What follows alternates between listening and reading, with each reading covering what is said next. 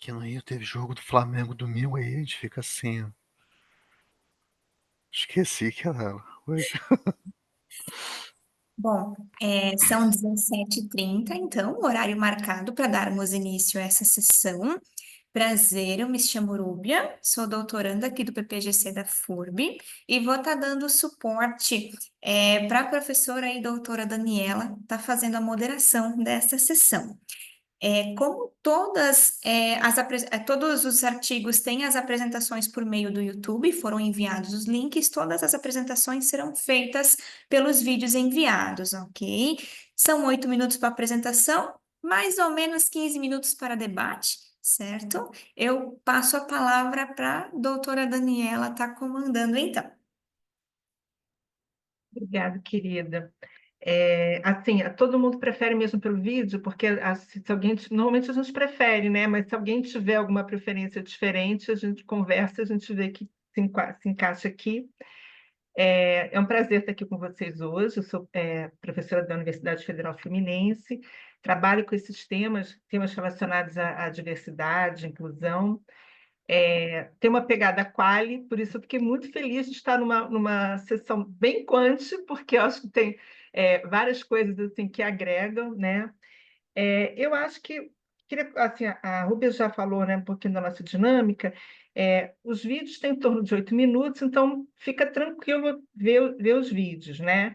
Às vezes pode organizar de assistir cada vídeo e fazer o comentário depois, ou assistir todos os vídeos e fazer um comentário, né, um comentário para cada um e depois um debate. Tanto faz para mim, né? Eu já participei de sessões aqui hoje dos dois jeitos. A vantagem da gente fazer logo depois é que está tudo fresquinho, né? Então, a gente pode, de repente, fazer isso. A gente faz um pequeno comentário ali, né? Porque aí para também ficar 8 minutos depois de cada, não é isso? Que é a instrução, e a gente fica com tempo no final para falar de todos, né? Aí a gente tem que ser bem rígido aí, né, Rúbia? Me ajuda aí para não privilegiar muito o artigo em detrimento do outro, mas essa é a sugestão, né, que está no seu e-mail, então, por mim, tudo bem. Então, se todos concordarem, a gente faz dessa maneira, pode ser? Certo, vídeo, debate, né? Perfeito. Eu posso compartilhar? Pode, querida, claro.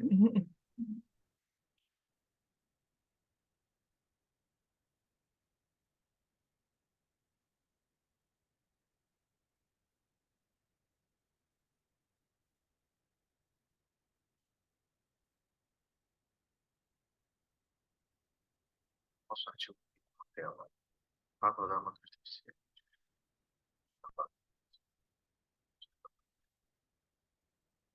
Ah, desculpa. Tá aparecendo para vocês?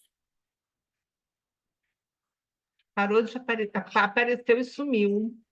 Só um segundinho.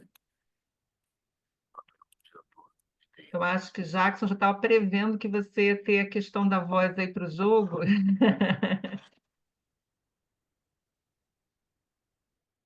Desculpa, só um momentinho.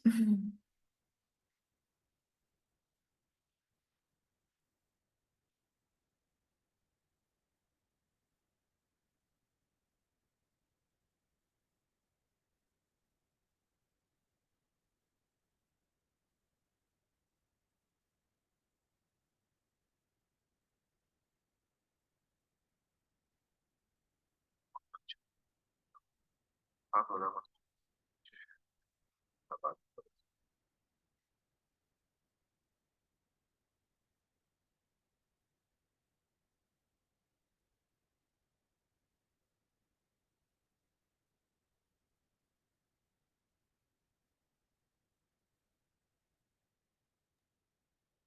Não está dando para ouvir, Lívia, Rúbia. Não sei se sou só eu. Ele tá no alto-falante, tá no máximo, mas é que o texto ele realmente tá baixo. O áudio ele realmente do vídeo da gravação tá bem baixa. Só para esperar.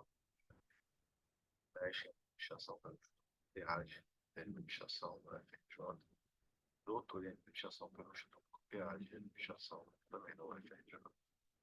Também por altura, a professora Ana Carolina Gouveia Dantas Mota, graduada em administração,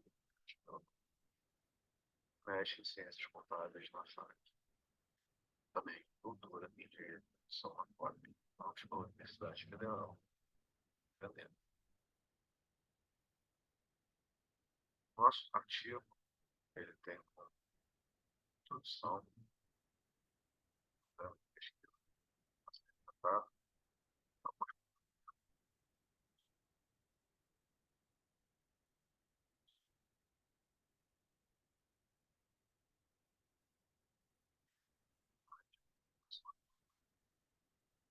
Pesquisa também, ela investigar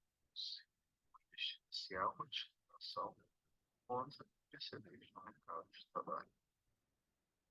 Busca-se também analisar se há evidências de capacitismo em várias variáveis como faixa etária, gênero e a região geográfica.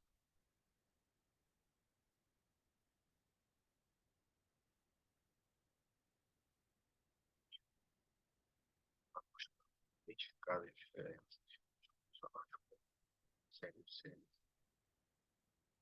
analisar com fatores demográficos, avaliar os impactos das políticas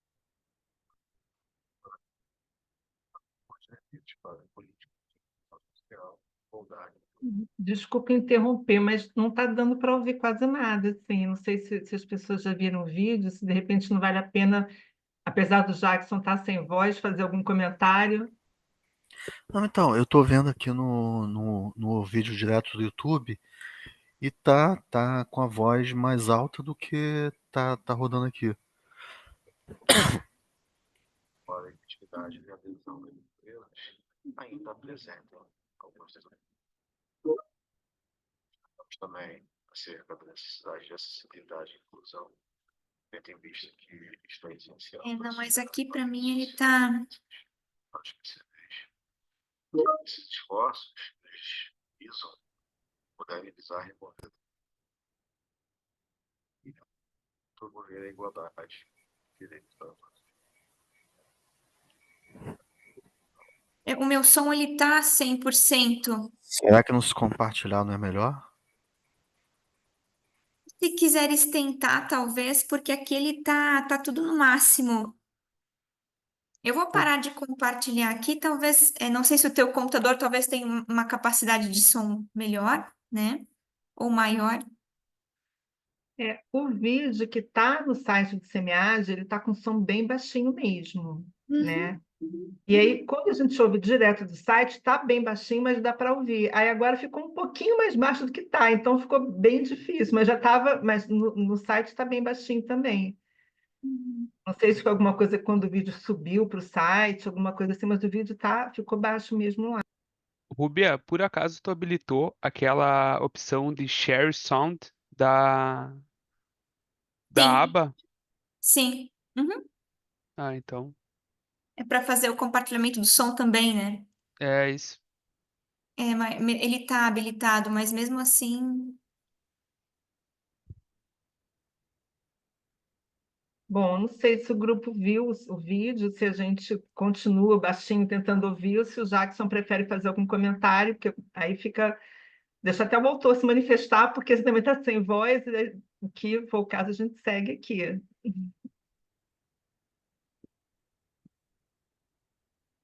Teu microfone tá desligado, Jackson.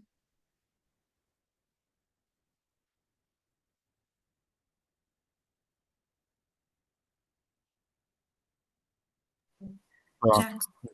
já. Então, eu acessei até o YouTube aqui também direto, e no YouTube também tá com som mais alto do que tá apresentando aqui, nos dois casos. Uhum. Então, a pesquisa eu fiz no método quantitativo, né? Usei a base direto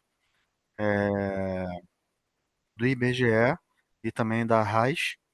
Então, a gente buscou os dados direto do que são divulgados pelas empresas. Só pausar aqui o som do outro. A gente buscou os dados direto da RAIS para poder fazer, né, alguns cortes, a gente fez cortes por faixa etárias, né, em 3 ou 4 faixas etárias, e aí a gente fez análise em relação à diferenciação do salário de pessoas com deficiência no mercado de trabalho e também da quantidade de pessoas que estavam empregadas e desempregadas, tanto de pessoas deficientes quanto não deficientes, tá? No começo do artigo, eu até destaquei que um dos motivos de eu fazer isso é porque eu estou enquadrado no modelo de deficiente, né? Eu tenho autismo nível 2 de suporte, e eu exerço uma atividade de diretoria executiva.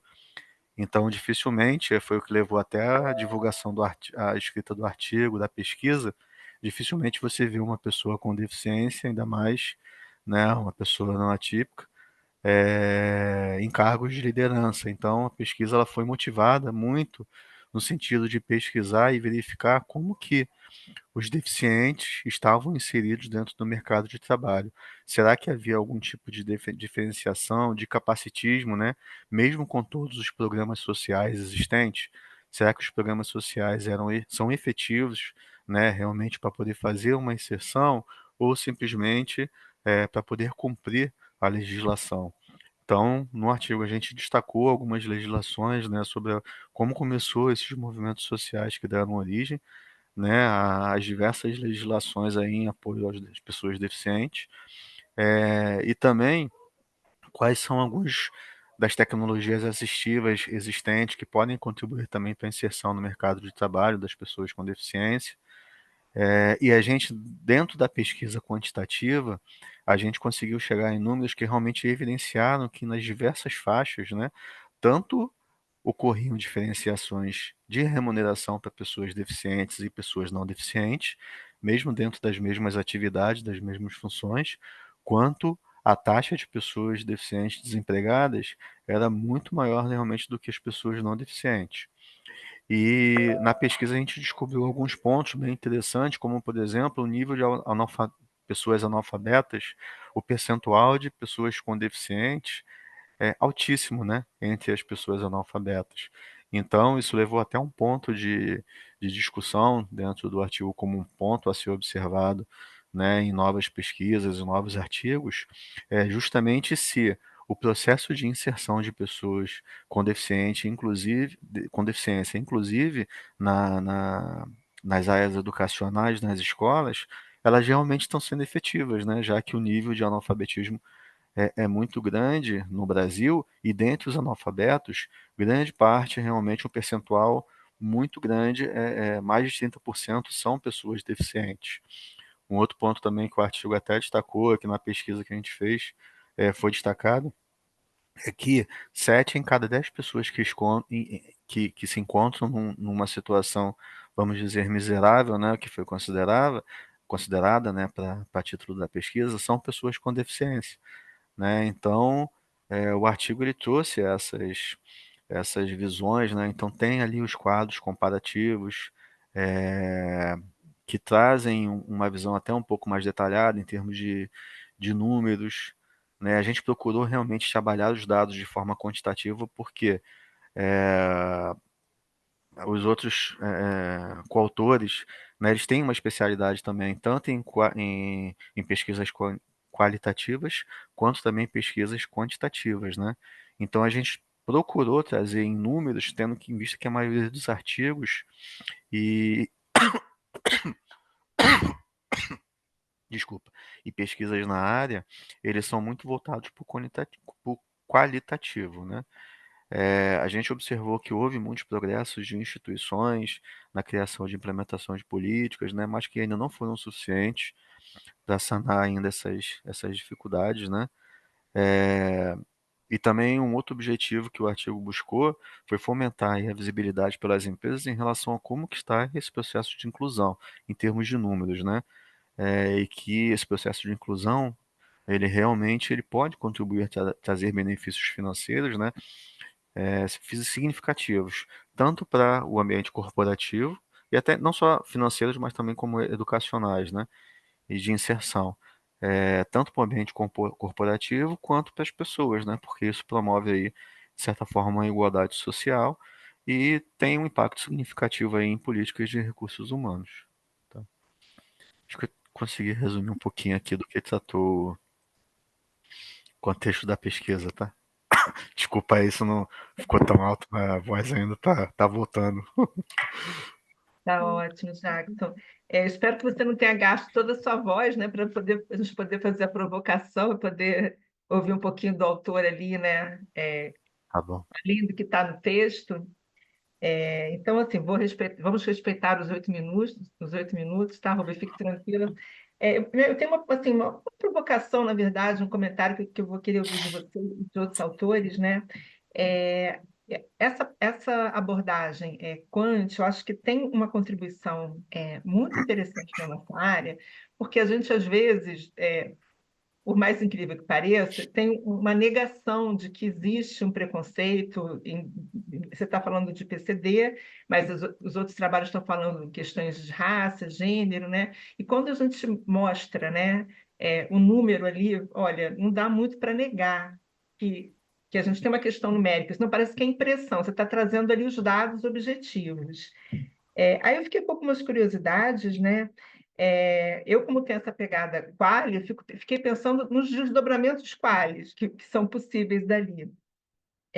Mas ainda pensando na coisa quant, você traz lá no seu texto a questão da legislação mesmo, né? No seu referencial se aborda e tudo. E como que a gente poderia pensar, porque tem a questão da cota, né? Que você tem empresas até 100, a partir de 100 tem que ter 2%, depois a partir de 1.000, né? Vai no máximo a 5%.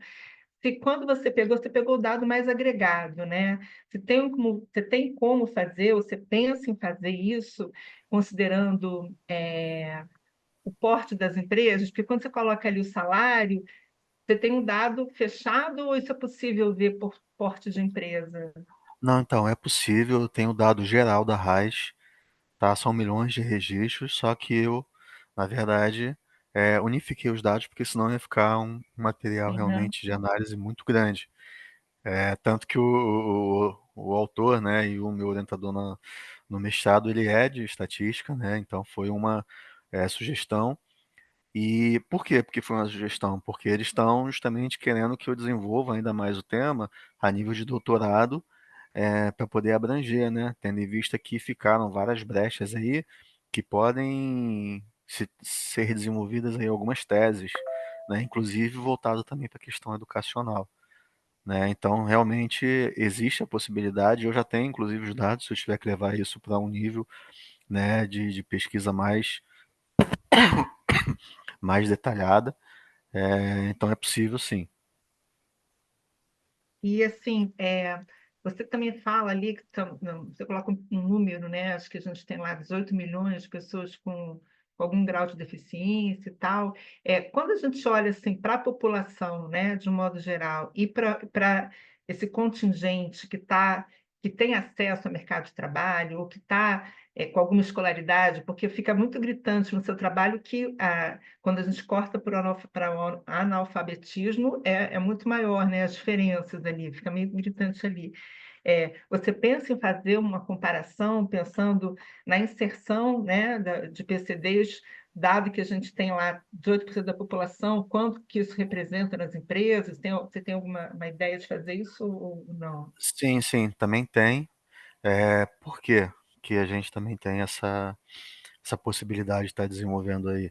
Porque um dos momentos, por exemplo, que a gente levantou e a gente não partiu tanto para a pesquisa quali nesse primeiro momento, é que precisaria de um tempo maior de estudo.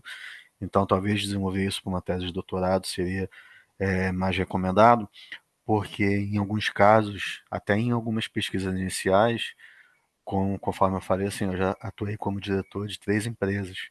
Então, quando as pessoas olham assim em termos de deficiência, o número de deficientes é muito grande, porque às vezes as deficiências não são tão visíveis, né? Uma pessoa às vezes, quando descobre, você é diretor de empresa, ué, mas você é autista, você não tem cara. Eu falo, porque autista não tem cara, né? Síndrome de Down que tem. É a mesma fisionomia, o autismo não tem, você não consegue perceber, né? Então, assim, porque as pessoas não conseguem ter uma percepção e elas não conseguem ter uma visão. E muitas das pessoas no ambiente corporativo, isso eu sei porque A minha equipe, por exemplo, uma das empresas que eu trabalhei, ela é uma equipe que ela agregava muitas pessoas com deficiência e o apelido da minha equipe nos corredores da empresa era a equipe do X-Men, né? Então, assim, muitas pessoas não dizem, por quê? Porque elas se sentem o quê? Meio que preocupadas, oprimidas de não serem utilizadas de uma forma correta. Então, a ideia é justamente estender isso um pouco mais, né, essa pesquisa para um nível qualitativo, para poder pegar também o lado das pessoas com deficiência, como que elas, por exemplo, se veem dentro no ambiente corporativo, né? É comum você ver, por exemplo, grupos de inclusão dentro das empresas, mas é difícil você ver pessoas com deficiência dentro do grupo de inclusão. Então, quem definiu que aqueles processos de inclusão são bons para as pessoas com deficiência? São pessoas que não têm deficiência? Então, quem garante que aquilo realmente é a necessidade, né? É até um ditado que se diz entre as pessoas que têm deficiência, é aquilo, né? O que é por nós não deve ser feito sem nós, né? Então, tem sim esse intuito, tá? Esse objetivo de estender a pesquisa. E aí uma brecha aí para um trabalho de doutorado, né? Algumas teses, né? Não só uma. Tá ótimo, querido. Juscelane, vou pedir para você segurar a sua questão, se você não se incomodar, para a gente passar por todos os trabalhos. Aí, quando a gente abrir para falar de todo mundo, você está a primeira da fila, pode ser? Aí a Rúbia já coloca o próximo vídeo. Claro, fico lisonjeada, agradeço. Obrigada.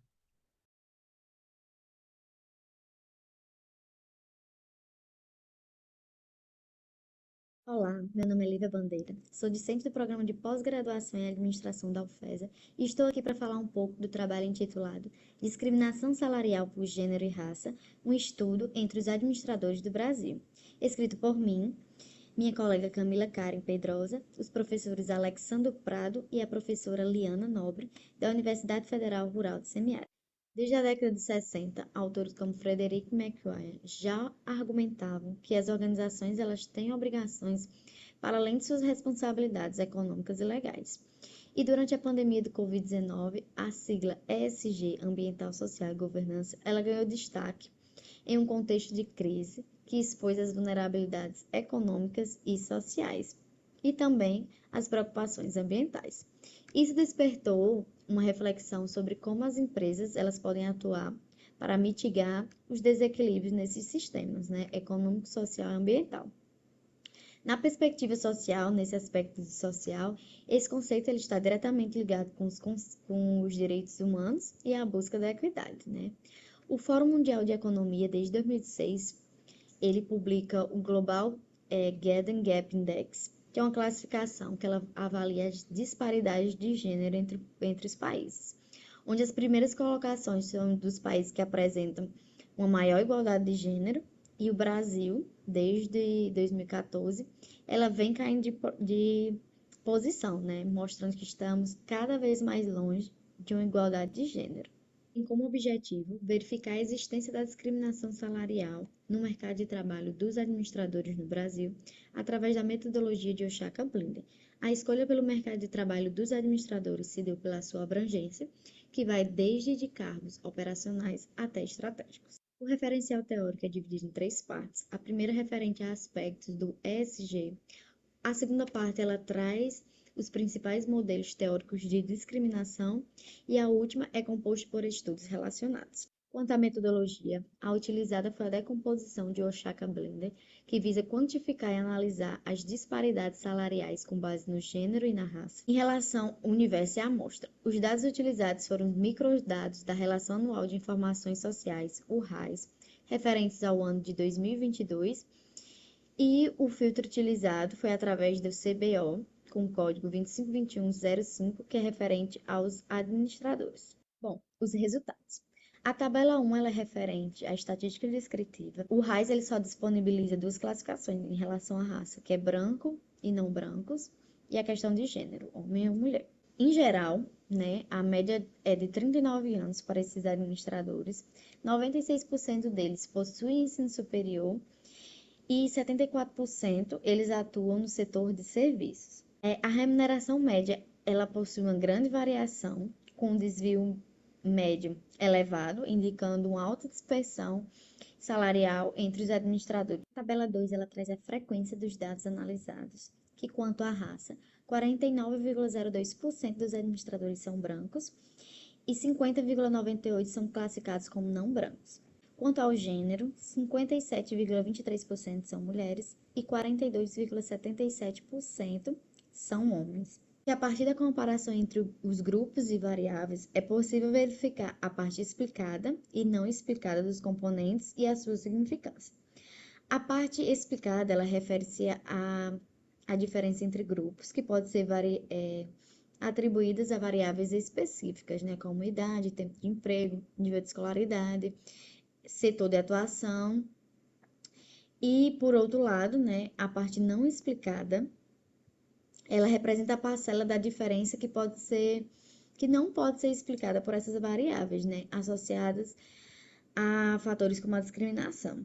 Assim, a partir da decomposição das variáveis, é possível verificar aquela que apresenta de forma mais significativa a diferença salarial. A tabela 3, ela traz a decomposição entre os grupos homens e mulheres. Analisando a decomposição dos grupos de homens versus mulheres, na parte explicada, temos que a idade ela tem um efeito positivo para explicar essa diferença salarial entre homem e mulher, de 9,8%, né, até um certo ponto. Depois, um efeito negativo. O ensino superior ele contribui com aumento de 0,3% para explicar essa diferença salarial. O tempo de emprego tem um efeito positivo, mas diminui com o tempo. E aquele que não pode ser explicado, né, a parte não explicada, vem dizer que a idade tem um impacto significativo de 36,4%. Os setores de trabalho têm efeitos variáveis e o tempo de emprego tem um efeito negativo. Então, de modo geral, podemos concluir que ao compararmos homens versus mulheres, os homens ganham 25,2% a mais do que as mulheres. O segundo grupo analisado através da decomposição de Oshaka-Blinder são de homens brancos versus mulheres brancas, né? Na nossa amostra de administradores no ano de 2022. E temos que homens brancos eles ganham em média 33,9% a mais que mulheres brancas no grupo de administradores e que na parte explicada ela é pequena, né, 3,8%, enquanto a parte não explicada, que é aquilo que atribuímos à discriminação, é substancial, de 29,1%. O último grupo de análise é o de homens não brancos versus mulher não branca, né, que ao final, chegamos com a conclusão de que homens não brancos, eles ganham em média 18,99% a mais que mulheres não brancas, considerando o grupo de administradores. Analisando essa decomposição, a parte explicada ela vem dizer que a idade tem um efeito positivo. O ensino superior tem contribuição mínima, mas a favor dos homens. O tempo de emprego tem efeito positivo, mas diminui com o tempo. E a parte explicada, de modo geral, ela é pequena, 2,42%, enquanto a parte não explicada ela é maior, 16,18%, sugerindo a influência de discriminações e fatores estruturais no mercado de trabalho dos administradores. Na parte não explicada, a idade ela tem um efeito neutro e o ensino superior tem um impacto negativo e significativo, de menos 4,9%, né? Indicando menores retornos educacionais para as mulheres. Conclusão: nossos resultados, eles indicam que homens ganham significativamente mais que mulheres, né, considerando o nosso mercado de trabalho dos administradores, e que apenas 3,1% dessa diferença ela é explicada através de fatores como idade, tempo de serviço, o grau de escolaridade, e 21,4% ela é atribuída à discriminação, porque ela não consegue ser explicada. Homens brancos, eles ganham 33,9% a mais que mulheres brancas e 29,1% não conseguimos explicar, que é o que atribuímos à discriminação. E como conclusão geral, né, temos que a desigualdade salarial ela é persistente e políticas públicas são necessárias para promover a equidade de gênero e raça no mercado de trabalho dos administradores no Brasil. Essas são nossas principais referências e muito obrigada.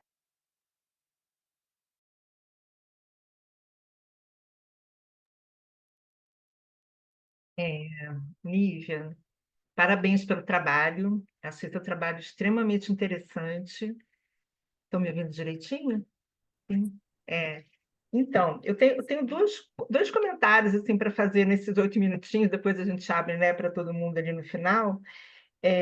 Gostei muito do seu trabalho, eu sei que seu trabalho, né, na mesma linha do Jackson, e acho que é o do Ícaro também, não, acho que não é do Ícaro, é do Ricardo, que coloca assim, né, vocês até usam, os dois usam RAIS também, né, então mostra ali o número mesmo, a verdade nua e crua, e esse método que você utilizou, eu achei muito legal, o Chaka Blinder, né, achei bem interessante, e é um soco ali, né? Porque a gente sabe que tem discriminação, mas quando a gente enxerga ali percentuais não explicados e atribuídos, né?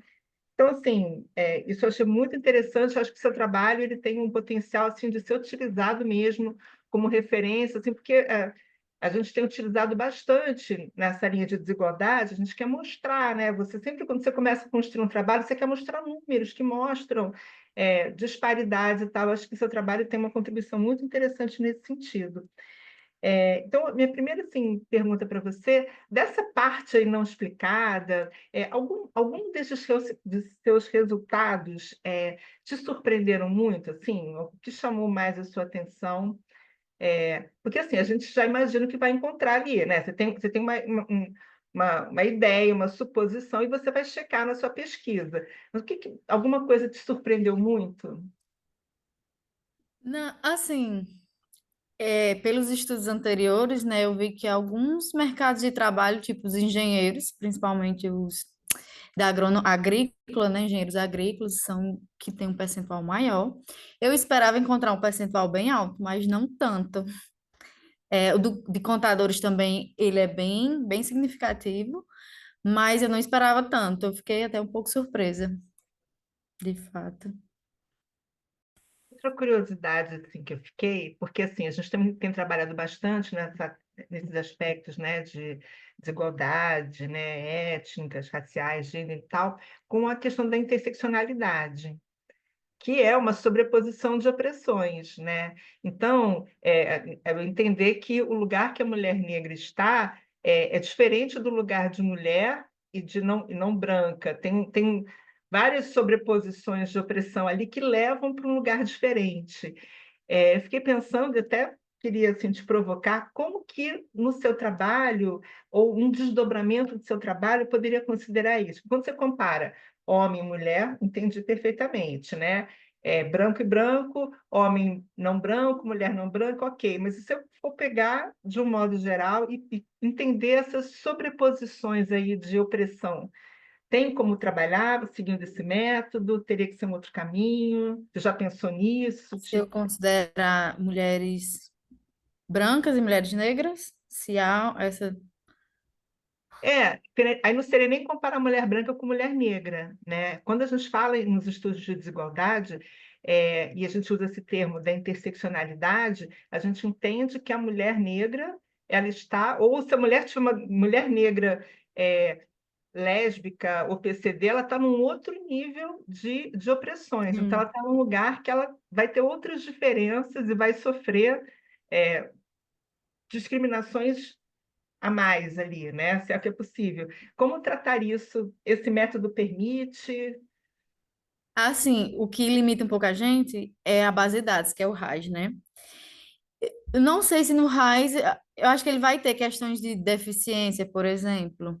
Então, com certeza daria para fazer também usar a decomposição para tratar pessoas com deficiências, ou sem mulheres com deficiências e sem.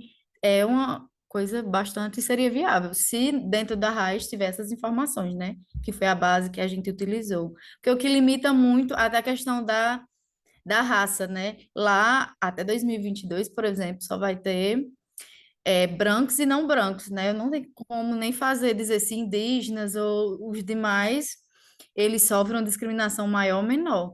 Mas agora também o RAIS vai ser através do E-Social, né? Eu creio que essas questões, com o tempo, passarão a compor também a base do RAIS, e será possível, sim, utilizar a decomposição de Oshaka Blinder para trabalhar com essas questões mais específicas, né? Saindo da dualidade. Isso. Ok. Eu acho que é isso, Rúbia. Aí guarda as questões mais gerais para o final, a gente pode ir para o próximo. Pode ser, Lívia? Sim. Pode ser. Sim.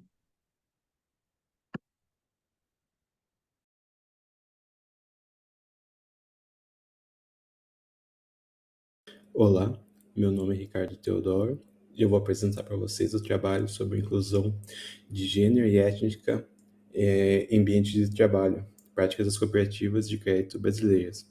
Esse trabalho é feito em conjunto com o Matheus Água, Flávia Zanca e o professor Davi Rogério de Moura Costa, da Universidade de São Paulo. Uma introdução sobre o tema é que a ONU ela desenvolveu as 17 metas de desenvolvimento sustentáveis.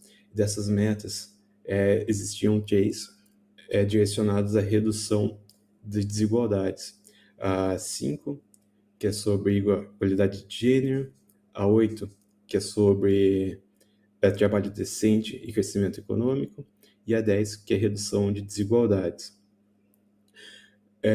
Na questão brasileira, Cardoso e Lopes, eles analisaram como a Cicobi e a Cressol se preocupam com a comunicação de questões raciais e de gênero, e ele descobriu que existe uma falta dessa diversificação nos dois sistemas, né?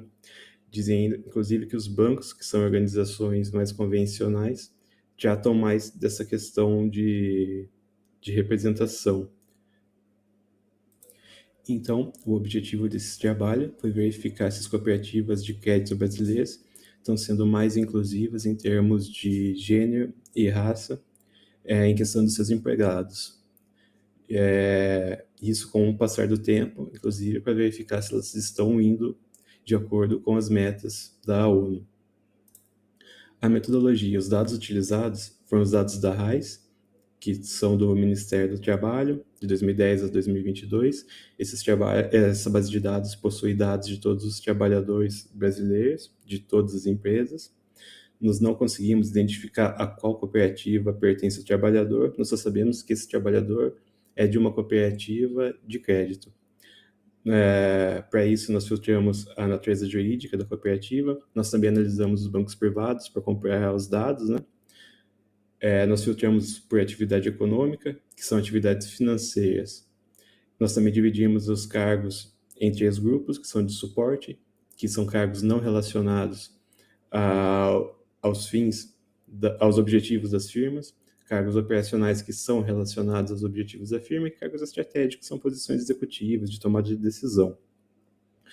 Nós, então, comparamos a presença e o salário médio de mulheres em relação a homens e de negros em relação a outras raças e etnias em cooperativa de crédito e banco privado.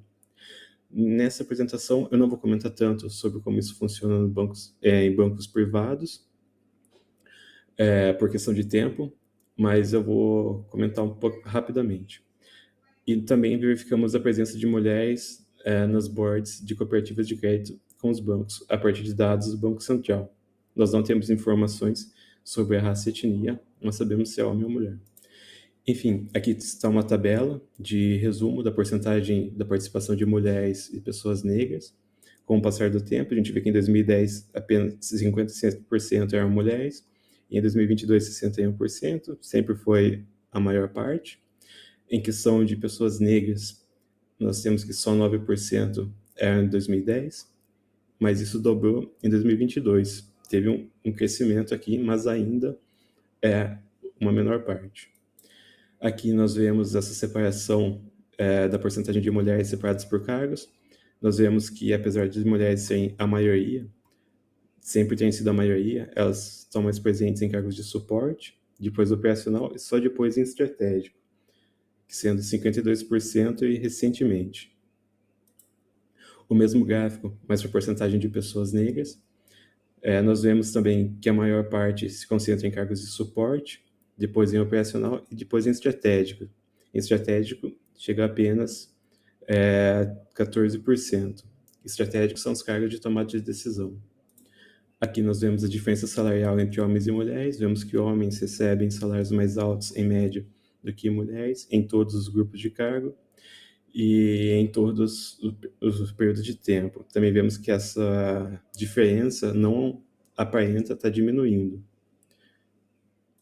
Agora, a comparação de salário entre pessoas negras e pessoas de outras raças e etnias, salário médio em cooperativas de crédito, é a mesma coisa. Pessoas negras recebem, em média, salários menores. Com o passar do tempo, nós também não vemos a diminuição dessa diferença, desse gap.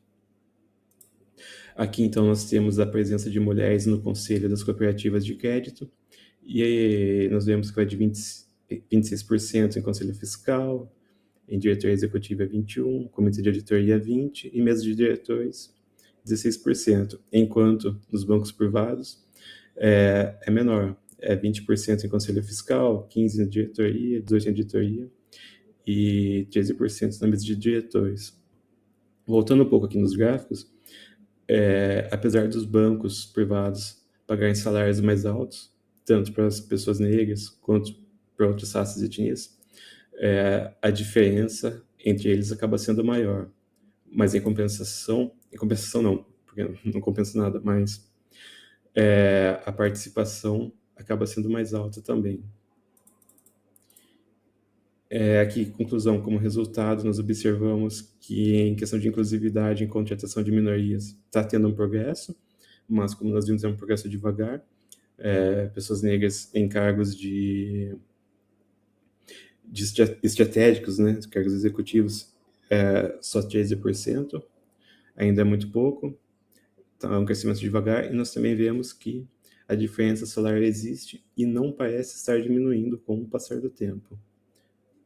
E que inclusão não se trata apenas de contratação, mas sim de uma igualdade salarial também.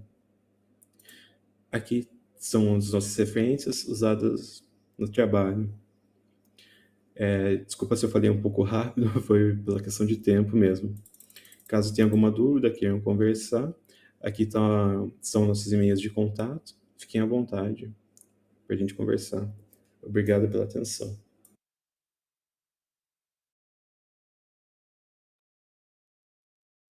Olá, Ricardo. Parabéns pelo trabalho também. Seu trabalho também foi muito, muito interessante. Acho que está nessa linha dos dois primeiros, né? Da gente estar verificando ali a verdade nua e crua, os números gritando e mostrando para a gente que temos muitos problemas mesmo. E o seu trabalho eu achei muito interessante, assim, e ele me tocou em lugares assim, porque você está falando do setor financeiro, né? Você está falando de cooperativa de crédito e de banco privado. Então, assim, tem algumas provocações, vou ficar aqui nos 8 minutos, daí no final a gente guarda. Uma primeira coisa, assim, uma coisa que eu achei muito interessante no seu trabalho e que está no início dele, você termina falando, é mostrar essa questão de que demografia, né, que a gente pode ter avanços ali demográficos, essa coisa da diversidade, temos mais pessoas negras, temos mais mulheres, e isso não é inclusão. Você mostra isso com uma sacada que eu achei muito interessante de estar mostrando os níveis ali, né? Então, eu vejo ali o nível estratégico, o nível de suporte, o nível operacional. Então, assim, aumentou a proporção de negros, aumentou a proporção de mulheres, mas em que níveis e como isso continua diferente ali, e no estratégico sempre pior, né? Muito pior. Então, eu achei essa uma sacada muito grande. Você o trabalho da Lívia, ela usa a questão do ESG no referencial. Vocês partiram para as metas da ONU, né? O que eu acho que talvez pensar em considerar o ESG no referencial pode ser interessante para banco, tá? Tem uns trabalhos, um trabalho até quali, mas que é justamente sobre o setor financeiro. Eu acho que foi a tese de doutorado do Pedro Jaime, que ele fez uma etnografia em bancos e ele pegou dois momentos de executivos negros, né? E ele mostra ali como que era uma coisa para inglês ver, naquele sentido de que tinha uma pressão de bancos grandes, né, multinacionais de fora para dentro, para que se tivesse uma diversidade numérica que tinha que aparecer aqui. E aí, quando eu vi seu trabalho, na hora me remeteu ao trabalho dele, assim, né? E aí as empresas estão sendo muito cobradas, né, por essa métrica mesmo do ESG, tem selo agora, tal, então talvez seja um referencial bem legal para você agregar com as suas coisas. Você- eu fiquei curiosa, não sei se você investigou alguma coisa ou suspeitou de alguma coisa. Eu imaginava que as instituições privadas, elas, por conta de ter essas lupas preocupadas com essas métricas, elas talvez tivessem uma distorção um pouquinho menor do que a cooperativa de crédito. Eu não sei se a cooperativa de crédito, quanto que ela é cobrada por isso. E deu uma diferença nos seus resultados. Tem uma ideia de por que deu essa diferença? Qual seria o motivo? Na curiosidade mesmo, já que você estava lá torturando os dados, se você encontrou alguma coisa ali. Eu não tenho muita certeza do porquê, né? Porque essa questão de inclusão, querendo ou não, também entra no marketing do banco, da cooperativa. O nosso objetivo em estudar a cooperativa foi justamente por ser um empreendimento que, de cara, já tem uma questão social de ser uma cooperativa, de se preocupar com as pessoas, assim. E a gente quis ver se realmente é assim, né? No caso das organizações são diretamente cooperados, mas os trabalhadores mesmo. E por isso nós fomos também para o banco, né? Para ter essa comparação. É, mas eu não sei te explicar bem o porquê dessa diferença mesmo. Talvez questão dos bancos, de propaganda mesmo, de marketing disso, você vê bastante comercial de bancos. Há um tempo atrás, uns anos, na verdade, eu vi um trabalho sobre cooperativas de crédito, em que nos comerciais da cooperativa, da Sicredi, se não me engano, todas as pessoas negras que apareciam no comercial eram, por exemplo, porteiro da cooperativa, era a faxineira da casa, alguma coisa assim. E, e agora isso está mudando também. A gente já viu que eles já mudaram, os comerciais mais recentes já estão como cooperados mesmo. Mas não tem uma justificativa para essa diferença mesmo, né? Por Certo. enquanto, pelo menos. E você se surpreendeu com algum resultado, assim, alguma coisa chamou mais a sua atenção que você não imaginava que ia surgir ali? Infelizmente não, infelizmente os resultados foram como a gente vê, né? É muito triste, mas seguiu o que a gente já vê em outras áreas, né? É, pode me perguntar. Não, pode falar, para concluir. Não, o que a gente viu é que os bancos, apesar de eles pagarem salários mais altos, né, que pode parecer algo muito bom também, a diferença entre os salários também é mais alta, é algo que a gente precisa pensar também, né? Salários mais altos em relação às cooperativas de crédito, mas a diferença entre o salário de pessoas brancas e de mulheres é mais alta. E no caso, eu acabei não colocando na apresentação também, por questão de limite de tempo, mas a gente fez esse cruzamento também de mulheres brancas e mulheres negras, comparava o salário, homens brancos, homens negros, que você comentou na outra apresentação, né? E segue a mesma lógica, né? Homem branco ganhando mais que mulher branca, depois homem negro e mulher negra. E a questão dos cargos também é nessa área, infelizmente, né? E assim, você faz o comparativo também, né? E aí a provocação que fiz para a Lívia também eu queria fazer para você, assim, quando a gente trata, não na coisa da dualidade, né? Se a gente for pensar nessas camadas de opressão, da interseccionalidade, se você pensa em... Porque tem autores que falam que tem uma hierarquia, né? Que Sim. é o homem branco, mulher branca, homem negro, mulher negra, que é o outro do outro do outro ali, né? Se você acha que é possível, nessa pegada ali, né, estatística, trabalhar com isso, como seria? Sim, é possível, dá para a gente ver isso, dá até para aplicar o Achaka Blinder nessa questão também aqui com os meus dados para a gente estudar. Só um comentário sobre a raiz também, que a Lívia comentou, sobre a questão de raça e cor, que a raiz ela diferencia, tem brancos, pretos, pardos, indígenas assim também e amarelo. Então dá até para fazer esse cruzamento. É que assim, o que a gente mais vê na raiz são essas questões de cores negro, pardo e branco. As outras muito minoria, pelo menos para o conjunto de empresas que a gente analisou. É muito pequena. Tem a questão da deficiência também, que daí é para a gente cruzar e ver essas informações. Que eu já dei uma olhada por cima, a gente não colocou por delimitação do tema mesmo, por questão de espaço, mas a contratação de pessoas eficientes também é bem baixa também. Uhum. Infelizmente, não teve nada que te surpreendeu, porque, né, confirmou, Infelizmente. as más notícias esperadas foram confirmadas. Sim, Tá sim. ótimo. Uma coisa triste também é a questão dos salários que não. A gente vê que a contratação está avançando com o tempo, apesar de devagar, mas os salários a gente vê que não está mudando, né? Não está indo de acordo com a meta do desenvolvimento sustentável, assim. É triste, né? Um recorte, assim, só para a gente não estourar muito tempo, Ah, sim. está estourando, mas é só um pouquinho, tá, Rúbia? Você coloca o nível, né, ali a gente não consegue pensar no cargo, né? Porque eu posso saber que aquela pessoa tem alguma coisa, mas assim, o salário não está avançando porque talvez ela fique presa em alguns obstáculos ali de não promoção e aí a É, diferença salarial persiste. sim, sim. Aí precisaria de um Pensar trabalho, uma numa pesquisa mais métrica para isso, qualitativa. é, Eu acho que só com os dados da RAIS a gente não não consegue. vai conseguir. É, Tá ótimo, obrigado, Ricardo. obrigado. A gente volta a falar depois da apresentação do Ícaro. Certo.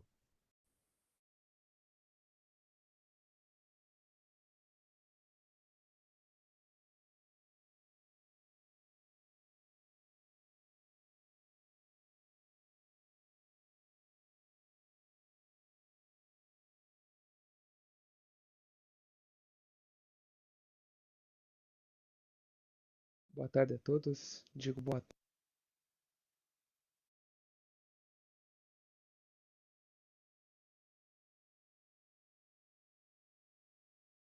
tarde a todos. Digo boa tarde, pois estou fazendo essa gravação no período da tarde desta quarta-feira. Mas já deixo aqui meu bom dia e também minha boa noite, né, para quem ver em outros horários. Bom, vou fazer a apresentação então desse artigo sobre a produção científica sobre ageísmo no ambiente organizacional, uma revisão bibliométrica, que essa revisão bibliométrica contemplou desde o ano 2000 até o final do ano de 2023. Né? Então, esse artigo está nos estudos organizacionais com o tema da diversidade, diferença e inclusão nas organizações. Esse artigo, então, foi produzido por mim, Ícaro Farias, em parceria com a minha orientadora do mestrado, né, a professora doutora Annelise Rebelato Mosato. Ambos somos aqui da Universidade de Passo Fundo, Rio Grande do Sul. Bom, então, de primeiro, né, momento, né, o que seria, né, esse ageísmo, né? O ageísmo foi um termo, né, que foi cunhado em 1969 pelo médico Robert Neil Butler, né? E o que esse médico falou? Bom, o ageísmo é discriminação baseada na idade, né? E de início ele caracterizou, né, como discriminação com os mais velhos. Né? Só que posteriormente esse termo abrangeu todas as idades, né? E o que é todas as idades, né? Quando você está começando no ambiente laboral, no início, no meio e quando você está em processo de envelhecimento, né? Ou melhor dizendo, em processo já de aposentadoria, é onde ocorre também a discriminação baseada na idade, né? No entanto, né, não se pode negar a existência de uma repulsa gerada pelo processo de envelhecimento, né?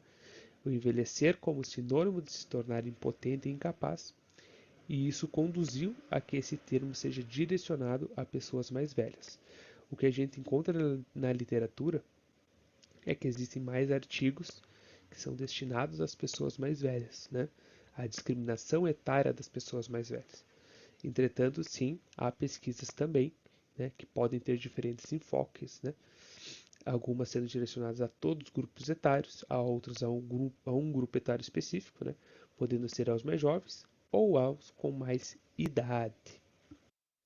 Bom, como problema de pesquisa, né, o problema de pesquisa abordado no documento é qual a evolução das pesquisas sobre ageísmo no contexto organizacional nos últimos 23 anos. Né? O objetivo, então, é realizar uma análise bibliométrica internacional e nacional, né? Ou seja, a gente pegou duas bases de dados internacionais e duas bases de dados nacionais, né?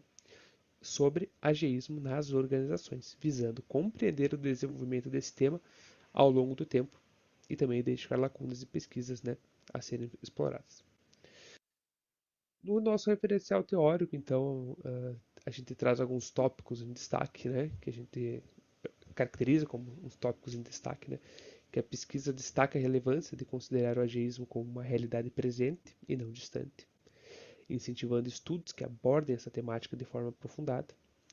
A evolução das pesquisas sobre ageísmo no ambiente organizacional ao longo dos anos é um tema emergente, tanto em âmbito internacional quanto nacional. Mas, né, eu vou mostrar num gráfico a seguir, né, que mais nacionalmente é um tema ainda mais emergente por não ter tantos artigos, né, indexados às bases de dados nacionais. Né. Apesar de não ser novidade, ainda é escasso reconhecimento e atitudes voltadas à mitigação do ageísmo no ambiente organizacional. Então, como metodologia, né, a gente utiliza uma revisão bibliométrica, é uma pesquisa de caráter bibliométrico do tipo descritivo sobre ageísmo no ambiente organizacional que compreende o período de janeiro de 2000 a dezembro de 2023. Né? Então, os artigos buscados nas bases de dados internacionais, que foi a Web of Science e Scopus, e nas bases nacionais, SPEL e Cielo. Então, no Web of Science e Scopus, né, a gente encontrou 909 artigos, né, após os artigos removidos.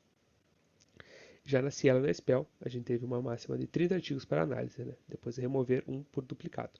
Ou seja, ficamos com 936 artigos para análise. Né, então, já pelo quadro 2, a gente consegue notar, né, que temos uma grande diferenciação de artigos internacionalmente e nacionalmente. Né? Bom, como coleta de dados, né, a gente chegou nesse número a partir de quê? Né? Dos descritores aplicados nas buscas em português, ageísmo organizacional, ageísmo em organizações, e também os outros termos de ageísmo, né, que são etarismo, né, e idadismo, que o etarismo e idadismo, né, são termos mais utilizados por pesquisadores brasileiros, pesquisadores portugueses. Então, ele facilita para encontrar mais artigos. Né? Então, por isso que a gente utilizou essas outras denominações, que quer dizer a mesma coisa. Né? Os escritores aplicados nas buscas em inglês, então, Organizational Ageism, Ageism in Organization, né? Todos os mesmos, só que traduzidos para o inglês. Como critério de inclusão, somente artigos dentro da área da administração, né? E de exclusão, né? Critério de exclusão, outras modalidades de publicação científica e outras áreas de pesquisa. Né? Como os resultados, então, foi observado um crescimento anual de 13,11% nas bases de dados internacionais, que indica um interesse crescente nessa temática. Né? No entanto, a produção nacional ainda é considerada incipiente e sugerindo a necessidade de mais pesquisas nesse contexto. Aqui na figura 1, né, do lado esquerdo tem todos os artigos nas bases internacionais e no lado direito os artigos nas bases de dados nacionais. Pode perceber que há uma certa discrepância no volume, né? Tópicos importantes, então, a análise das palavras-chave utilizadas pelos autores revelou temas motores, né, nichos e emergentes e básicos, né. Os temas de nicho são altamente desenvolvidos, mas menos centrais, né, indicando que são bem explorados, mas possuem menor impacto, né.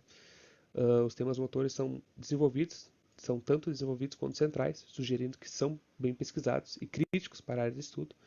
Temas emergentes ou em declínio, né, têm baixa densidade e centralidade, sugerindo que são novos ou menos relevantes. Né? E por fim, os temas básicos são centrais, mas menos desenvolvidos. Bom, como conclusão, principais contribuições, né? A pesquisa bibliométrica realizada, ela proporcionou insights valiosos sobre a evolução das pesquisas nesse campo, evidenciando um aumento significativo na produção científica, tanto em âmbito nacional quanto internacional. Os resultados apontam para um crescimento anual expressivo nas bases de dados internacionais, indicando um interesse crescente na temática. Apesar do progresso observado, ainda existem lacunas, né, a serem exploradas, né, ainda mais no contexto brasileiro, né, e sugere a importância de continuar investigando. Pesquisa futura, então, a realização de revisões temáticas integrativas para ter um maior conhecimento e entendimento também frente às questões do ageísmo em organizações. Também a realização de pesquisas de caráter empírico, né, buscando a validação das teorias.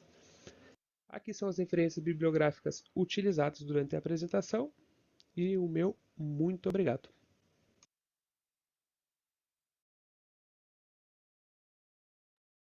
Opa, vamos lá. Parabéns, Ícaro, pelo trabalho, também esse trabalho muito interessante. assim, vários pontos ali, eu acho que a gente pode comentar aí sobre o seu trabalho. Eu, como estou como moderadora, eu posso comentar primeiro, o pessoal deve estar todo mundo ali, né? Esses caras se segurando o tempo todo, mas assim, daqui a pouquinho todo mundo já pode falar. Eu achei muito perspicaz essa comparação, né, que vocês fizeram, pensando em olhar o tema nas bases nacionais e internacionais, porque a gente vê muitas vezes assim, uma pesquisa, uma revisão sistemática, e aí são bases internacionais e não necessariamente fala como que a gente está aqui, e mostrar essa diferença gritante, né, de 900 artigos para 30 artigos ali, eu acho que já é um ponto de partida, um ponto de chegada muito legal.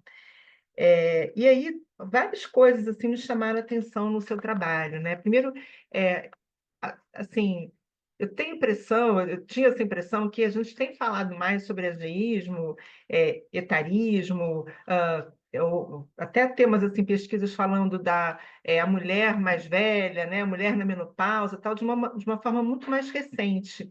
E aí você mostra isso, né? Quando você coloca aquele gráfico, você coloca lá uma taxa de 13%, mas a gente vê que só começa a acontecer depois de 2008 e 2009, tanto nacional como internacionalmente. Então, realmente, esse olhar, né, da nossa área é um olhar muito recente para essa questão.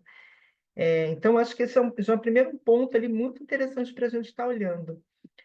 Essa diferença é absurda, né? Eu tenho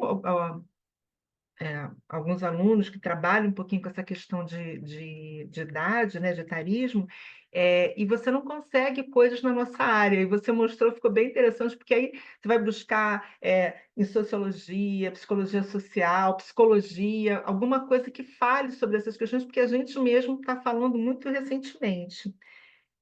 E tem algumas coisas que eu achei bem interessantes, assim, uma que me chamou bastante atenção, e eu queria provocar você e depois provocar o grupo, né? Você mostra que você acabou não aparecendo na apresentação, mas no seu artigo tá as revistas, né? Que saem os temas e o número de publicação ali que tem de cada, né? Quantos artigos são publicados em cada revista. Internacionalmente dá até para brincar, nacionalmente, né? É uma. E aí a gente fica pensando que, se você tiver um artigo sobre esse tema, a gente tem que publicar, né? Somos cobrados a publicar, querendo ou não, estamos nessa lógica produtivista. Então você pensa assim, aonde publicarei meu trabalho?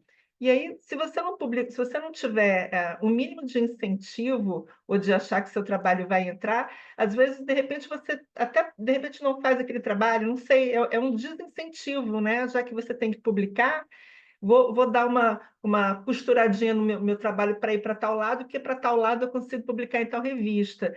Fica uma coisa meio de ovo e galinha, né? Não tem, então...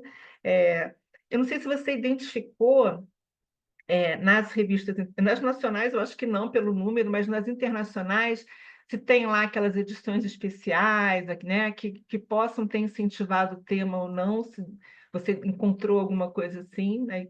Só para... Encontrou? Obrigado pelos apontamentos.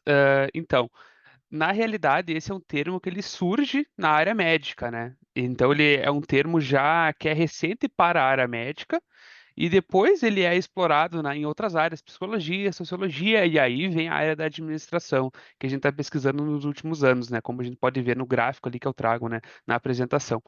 Agora, sobre revistas, né, ali no gráfico 2, né, do artigo, as revistas que mais produzem são a análise psicológica, que é da psicologia, Revista Brasileira de Geriatria e Gerontologia, porque o médico, o Robert Taylor Butler, ele era da área da gerontologia, Saúde em Debate, né, e só depois que vai aparecer as revistas da administração.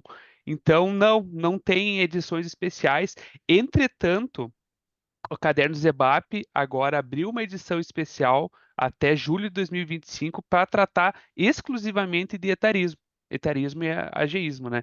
Então, a única revista que eu vi, pelo menos agora, é a da Caderno Zebap, Agora vai fazer para ano que vem, então, podendo submeter artigos. E na questão de revistas internacionais, eu não vou conseguir te responder, porque eu não tenho o conhecimento, mas ali a gente pode notar, né, no gráfico 3 que tem mais estudos em diferentes revistas da administração.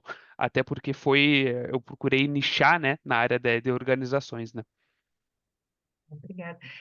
Eu fiz essa pergunta até pensando, eu acho que foi no Enampad do ano passado, retrasado, que teve um lançamento de um número da RAC sobre maternidade. E maternidade era um tema que, quando a gente tentava procurar na nossa área, era super difícil, tinha que ficar buscando coisa fora, tal. É, essa edição especial da RAC, né? E se você for perceber os últimos congressos, surgiu muito mais trabalho sobre maternidade, porque você começa a despertar as pessoas que querem trabalhar com o tema. Então, eu pensei nesse sentido.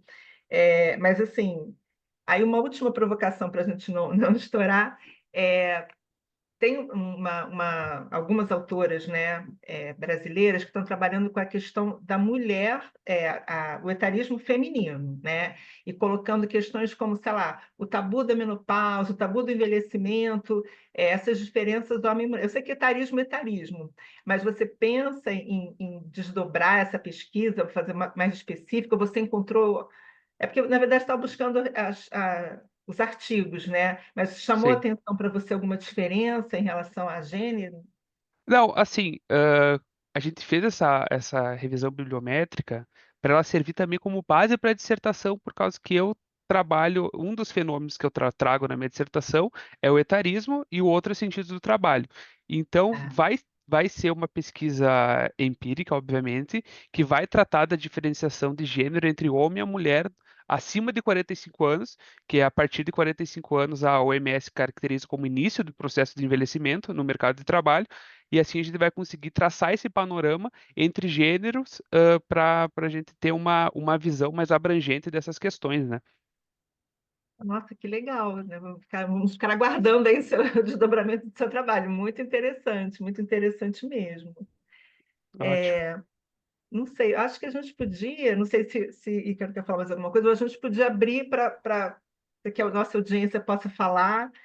A gente tem lá a Juscelane, que está a primeira da fila, para fazer um comentário que eu cortei na outra hora, e depois os autores comentarem também os trabalhos dos outros colegas. Juscelane quer começar fazendo um comentário? Só um segundinho, Daniela. A gente tem aproximadamente 5 minutos ali por trabalho, então, para estar discutindo um pouco, ok?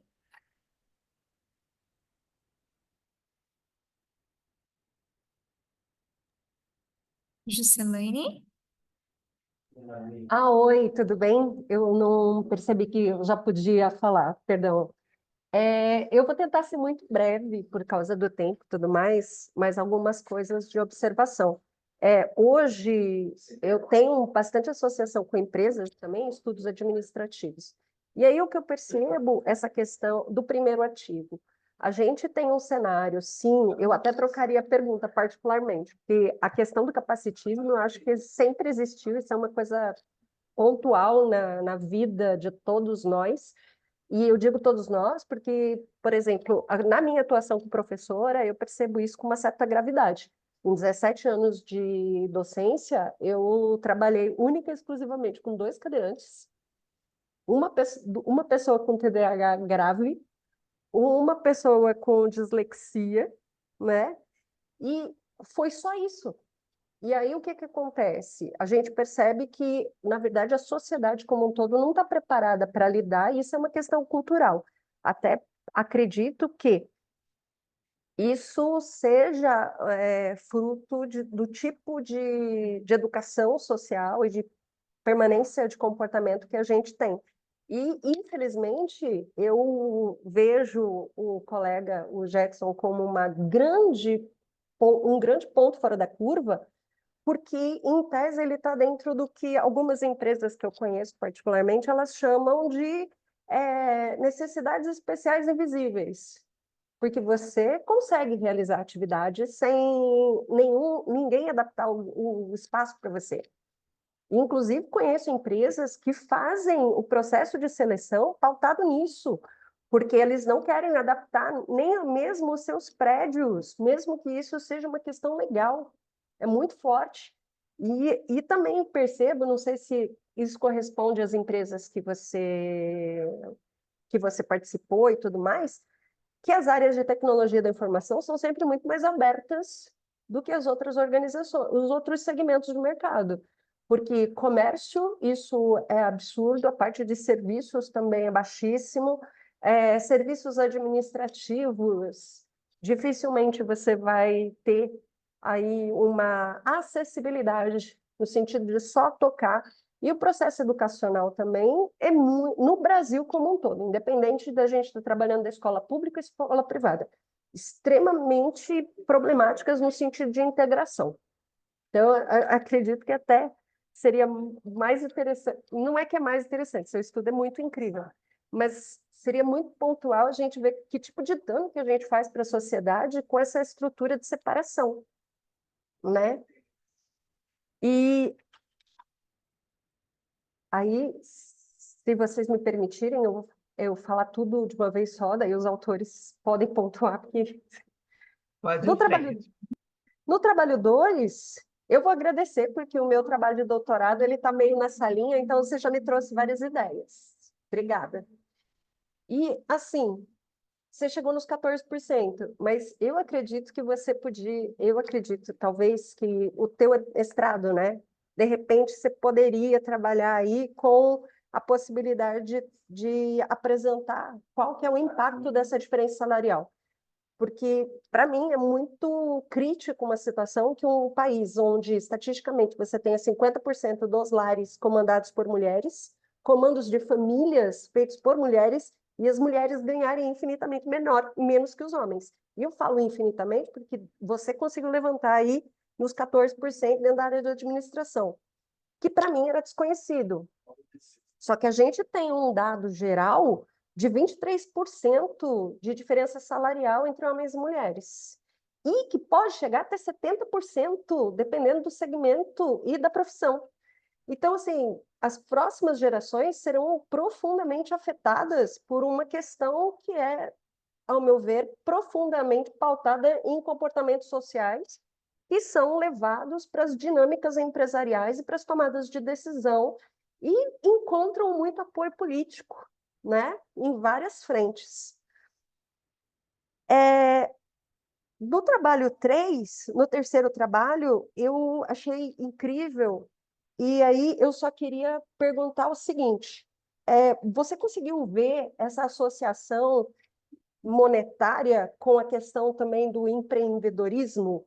Porque, assim, no nosso país, a parte de empreendedorismo feminino e tudo mais, ela é muito mais alta do que o masculino, e as mulheres também são consideradas melhores pagadoras pelas instituições financeiras, né? Então, tem uma parte do seu trabalho que eu vi que você fala de crédito, da agência e tudo mais, e isso é legal. Achei ótimo também você resgatar algumas coisas que, apesar da Agenda 2030 medir muito a questão de como os países têm se comportado, o antigo Pacto Global que deu origem, ele tem alguns capítulos que ele fala justamente sobre essa igualdade e equidade monetária e também pagamento e uma série de outras coisas.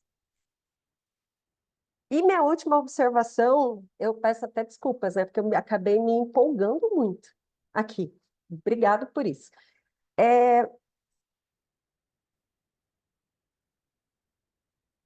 Isso percebo eu, tá? Que eu estou envelhecendo. E aí você começa a prestar atenção em algumas coisas. E eu, por exemplo, prestei atenção que eu não vejo nenhum anúncio de emprego para mais de 35 anos. Fica pautado. Você tem mais 35, você está fora no mercado, né? Todos os erros, inclusive potencialidades de mercado, você tem até os 35 para você correr atrás. Tem algumas empresas que elas pautam que a tua entrada lá, inclusive empresas gigantescas, né? Você vai entrar até os 28 anos. Se você tem mais de 28 anos, você não está elegível para nenhuma vaga. Aí, assim, a discussão social ela tem crescido muito. Mas você acha que o mundo empresarial se importa com isso, de verdade?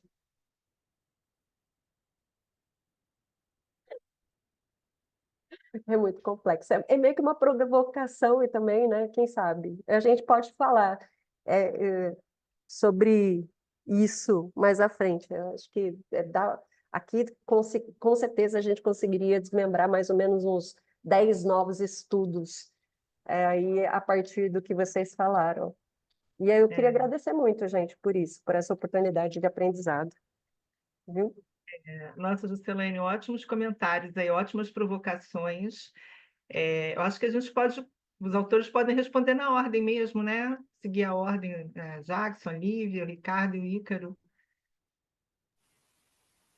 Então, fazendo referência aí ao comentário, realmente assim, a área de tecnologia é uma área com um processo de aceitação maior para pessoas com deficiência, porém, quando eu iniciei o trabalho, ele era voltado mais para pessoas com deficiências mais direcionadas para autismo, né? Autismo, porque era o meu caso, né? Então, assim, existe um volume muito grande de pessoas com deficiência, por exemplo, motora, em que se é aceitável numa área de tecnologia. Quando você entra em alguns tipos de deficiência, no caso do autismo, por exemplo, já não é tão aceitável, porque há uma certa relativização, né, de que o autista é retardado. Então, não tem a capacidade nesse sentido. Então já não é tão aceitável assim, porque você acaba associando muitas vezes alguns tipos de deficiência, pessoas com síndrome de Down, por exemplo, né, também são associadas nesse sentido, como pessoas incapazes de raciocinarem, né? Então, elas não conseguem fazer um serviço, por exemplo, com o intelectual, em que se exige um pouco mais. Por um acaso, eu sou da área de tecnologia, sou da área desde 15 anos, né? Então, muitas barreiras, por exemplo, que ocorreram, eu fui diagnosticado tardio, então isso talvez tenha me ajudado, porque muitas barreiras que eu enfrentei, por exemplo, talvez se eu não soubesse antes, não teria conseguido enfrentar, né? Então, eu enfrentei achando que eram características minhas pessoais e que me fizeram, por exemplo, sair de muitos empregos. E mesmo em cargos, por exemplo, de liderança, sempre quando eu, por exemplo, me identificava com a deficiência, mesmo que eu tivesse, por exemplo, há anos já em determinado cargo, logo em seguida eu saía, provavelmente por remodelagem da organização, da estrutura da empresa. Isso em torno de 2 a 3 meses no máximo, né? Então, é sim uma área que teoricamente abre mais essa possibilidade, principalmente por conta do home office, né? Então, expandiu um pouquinho aí a possibilidade de pessoas com deficiências, né? Diversas, inclusive motoras, que são impedidas às vezes de se locomover totalmente, né? Mas ainda é um paradigma muito grande a ser quebrado, inclusive porque as empresas, né, isso foi percebido durante a pesquisa, muitas vezes preferem pagar a multa, porque vale mais a pena pagar o valor da multa do que efetivamente fazer as devidas modificações em determinados ambientes de trabalho para suportar algumas pessoas. Tá? Então isso é sabido e é inclusive coisas que eram eu por participar de discussões a nível executivo, né, de diretorias da empresa, era discutido isso de forma aberta. Tanto que uma das empresas que eu atuava, para poder cumprir a cota, eles na verdade contratavam, né, pessoas da área esportiva para poder participar de campeonato, mas as pessoas efetivamente não trabalhavam dentro da empresa. Era só mesmo para poder compor a cota exigida por lei, por lei. Não sei se eu ajudei um pouquinho o comentário, tá?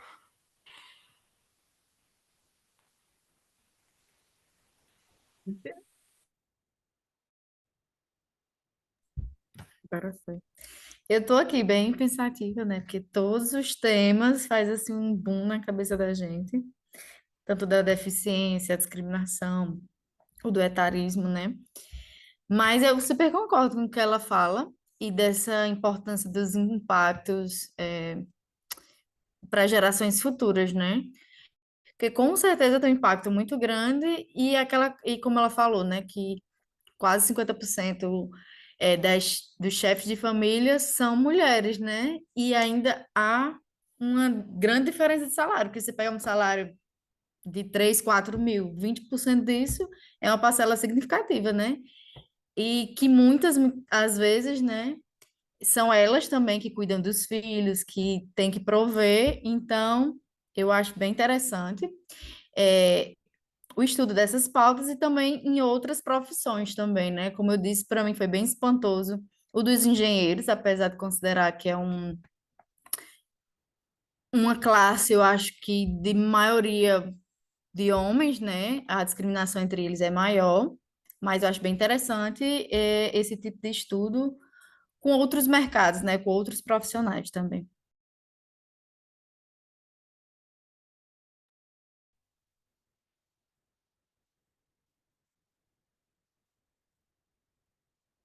Aqui. Pronto. Eu não sei se entendi bem a pergunta sobre o meu trabalho, foi na questão de crédito para as mulheres, é isso? Empreendedorismo, pagamento de crédito. Não, na verdade, era uma associação. Muito do que o seu trabalho, quando ele fala sobre o EGI. Não, o EGIismo é outro, né? É Você é o o... terceiro. Você Isso, é o isso. último. Você é o de Eu sou o EGI. terceiro. Ah, o terceiro. Na verdade, assim, o teu trabalho, ele tem uma associação muito forte com algumas outras áreas. E aí, pelo menos na minha percepção, dessa questão de crédito, pagamento e outras coisas, é com segmentação de mercado. E aí se percebe, por exemplo, uma migração muito forte para empreendedorismo no Brasil, e inclusive virou uma pauta de trabalho e de estudo que é o empreendedorismo feminino associado a essa questão. Aí se você percebeu isso. Não, porque na verdade a gente está trabalhando com o salário das mulheres mesmo. Não de cooperado, cliente do banco que toma o crédito. Ou você está pensando na questão das mulheres estarem migrando para outras áreas por questão do salário? Não sei, Não, sim. não, migração não, é só percepção mesmo de associação. Não, talvez não seja muito a minha área, eu não pensei nessa questão, nessa relação. Muito obrigada. Gente, eu fechei meu vídeo porque a internet aqui está horrível. Eu achei muito interessante essa sua colocação, Juscelene, porque a gente percebe mesmo, aí não é uma questão de salário mesmo, é uma questão de não ter acesso, né, daquele empreendedorismo por sobrevivência. Por isso que a gente pega mais as mulheres negras, que acho que não está na base dele, mas seria um olhar interessante para se dar ali, muito interessante. Também tem um outro viés para ele que seria muito bacana, que é a questão da recolocação de mercado. A gente vivencia um mercado que não é só a diferença salarial que pega pesado, em algumas idades e tudo mais, você vai ter muito a situação de se você vai ter filhos, então você não é um candidato viável, e aí acaba essa pessoa, esse profissional, migrando para um cenário empreendedor para tentar suprir a sua necessidade, que é a colocação da Daniela, né? Abrem para diversas discussões o teu estudo, o teu parâmetro. Entendo que nesse momento você tem que filtrar, porque é congresso, aquela coisa toda, é mais que lhe deixa pensar em várias frentes. Sim, sim, dá para fazer muita pesquisa a partir dessas ideias, desmembrar bastante esse conjunto de dados, porque a gente tem informações das idades, da escolaridade, questão de deficiência, daí é para expandir bem essas questões. Mas por questão de delimitação, até mesmo de artigo, né, as 30 páginas que geralmente a revista aceita, a gente tem que ir fazendo os recortes e depois, talvez uma pesquisa futura, a gente acrescentar também. Mas é muito bom esse pensamento, sim. Obrigado. Aí tem um tempinho do Ícaro agora, né, Ícaro?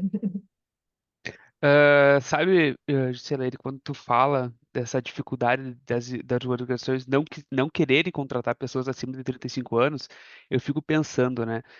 E esses trabalhadores envelhecentes que estão nas organizações, e para as organizações demitirem um trabalhador é muito fácil, né?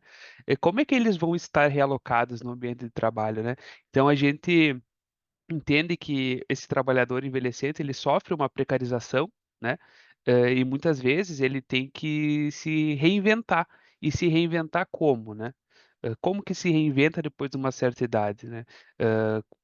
Muitas vezes esse trabalhador, ele só sabe, ele trabalha numa organização a vida inteira. E daí a organização vai lá e simplesmente demite ele porque ele não está mais contribuindo para a produtividade da empresa. Ou seja, né, aqui a gente bate na tecla do capital, né? Ele não está produzindo capital, a gente vai lá e tira ele porque ele não tá condizendo com o mercado e contrata uma pessoa mais jovem, né? Que ela vai produzir muito mais que esse trabalhador. Então, qual que são essas questões que realmente intrigam, né? E essas questões é o que eu gosto o que eu estou pesquisando na minha dissertação, né? Eu sigo a linha do Ricardo Antunes quando fala de sentidos do trabalho, e o Ricardo Antunes tem toda essa linha sociológica por trás do trabalho, da precarização do trabalhador, né? Então são algumas questões que a gente busca responder ainda, né? Durante o processo aqui do mestrado. Excelente. Obrigada. Ícaro, só por se falando agora, me lembrei assim, a gente está tendo, e pegando a fala da Juscelane, tem surgido vários artigos, assim, muitas pesquisas com empreendedorismo 50 a mais,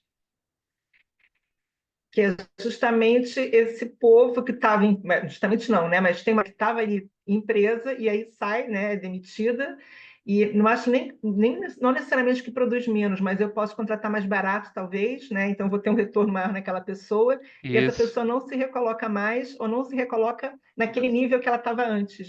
E aí tem crescido estudos sobre esse filão aí do empreendedorismo 50 a mais. Não sei Sim, se sim. isso vai pegar seu trabalho também, aguardaremos os próximos capítulos. Não, mas é um bom recorte, é um bom recorte. Na verdade, eu já vinha pensando, porque eu participei do EGEP agora no meio do ano em Curitiba, e teve um painel justamente disso do empreendedor mais velho, né? Então, que me chamou muita atenção. Eu posso só fazer um comentário?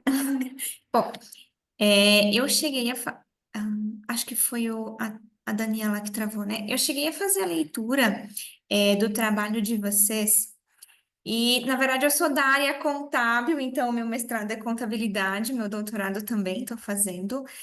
O que acontece?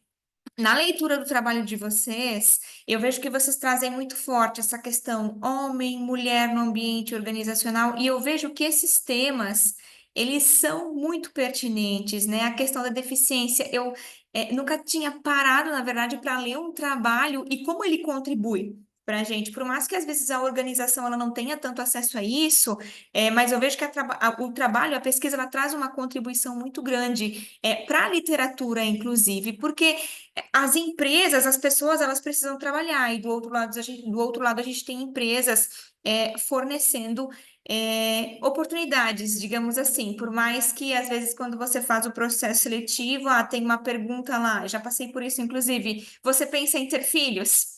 Né? Então são situações assim, meu Deus, que absurdo, né? Mas numa perspectiva de desenvolvimento de pesquisa, eu acho interessante vocês trazer um pouco mais dessa realidade com uma justificativa do estudo de vocês, para deixar, além de uma justificativa teórica, trazer mais uma justificativa prática para a própria pesquisa. No estudo desenvolvido pelo Jackson, você coloca ali no ponto 2.1.2 tecnologias assistivas para PCID, né? Você fala da importância da tecnologia, a tecnologia ela é responsável, né, pelas adaptações no ambiente organizacional, só que eu tive dificuldade de conseguir identificar exatamente o que são essas tecnologias. Elas contribuem, elas são responsáveis por uma série de fatores, mas o que seriam essas tecnologias de fato? Pelo tempo, eu vou deixar mais como sugestão para você refletir no texto, porque eu quero comentar um pouquinho de outro artigo também, e se der tempo no final também. E no artigo do ageísmo, do Ícaro, eu achei muito interessante esse tema. Eu, particularmente, nunca tinha ouvido falar sobre essa questão do ageísmo, e vocês trouxeram 2000 a 2023. Eu fiquei com uma dúvida se existem artigos publicados antes de 2000 e talvez com uma sugestão, com uma percepção, por que não trazer esses primeiros artigos para a tua pesquisa, certo? E Talvez por uma perspectiva mais de possibilidade de pesquisa futura. Eu vi há um tempo atrás num estudo bibliométrico onde eles colocaram um tópico assim com 4 ou 5 parágrafos, perspectivas futuras de estudos. Então pegaram os estudos mais recentes, visualizaram as sugestões lá embaixo no final das conclusões, considerações finais e trouxeram, pesquisas futuras podem abordar o ageísmo em tal tema, em tal situação.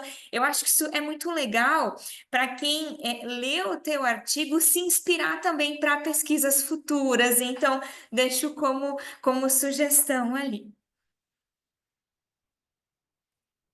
Um ponto também, galerinha, a gente tem, dado que falta um minuto para a gente finalizar a sessão, a gente tem um survey, um questionário bem rápido sobre o desenvolvimento dessa sessão, né? Se vocês gostaram, se vocês não gostaram, a opinião, percepção de vocês. Então, eu peço para que vocês respondam assim que a gente encerrar a sessão. Não sei se a Daniela quer comentar mais alguma coisa.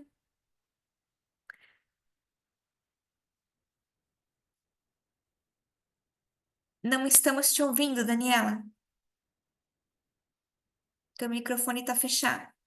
Eu estava com o microfone fechado, eu tinha fechado o vídeo, eu fiquei aqui. Eu queria só agradecer, né, a participação dos autores, parabenizar os trabalhos, agradecer os comentários da Juscelane, da Rúbia, a super parceria aí da Rúbia, e que a gente tenha outros encontros, né, em outros congressos com essa temática, que é uma temática que é muito do meu coração, e que eu achei que cada um trouxe uma visão, uma coisa assim que fez um mosaico aí muito, muito bonito, muito interessante, e a gente fica aguardando os próximos passos aí dos autores e a possibilidade de encontrar nos próximos congressos. Perfeito. Bom, deixo meu agradecimento também a todos que participaram, que contribuíram e que apresentaram também a minha. Faço votos ali de boas publicações nessas pesquisas. Então, dou como encerrada essa sessão. Desejo um excelente restinho de SEMEAD a todos. Obrigado. Obrigado, pessoal. Obrigada. Obrigada, gente. Obrigado. Muito Beijo obrigada, grande, pessoal. coisa. Boa noite. Valeu, boa noite. Tchau, tchau.